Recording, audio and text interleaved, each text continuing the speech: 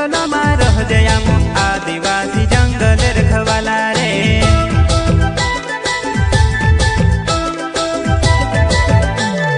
चल जंगल जमीन काजे पूजे रे आदिवासी दुनिया ने रखवाला रे। बाप देव खतरी काज पूजे रे आदिवासी सबसे निराला रे।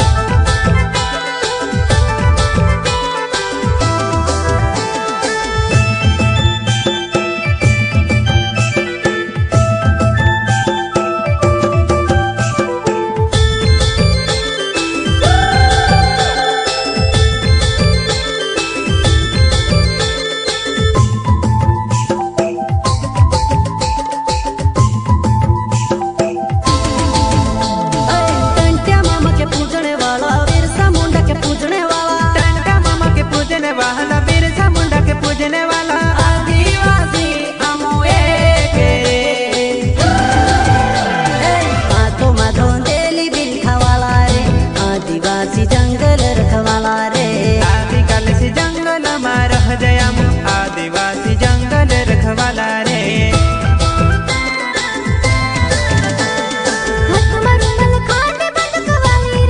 आदिवासी छोरी में मटवाली रे।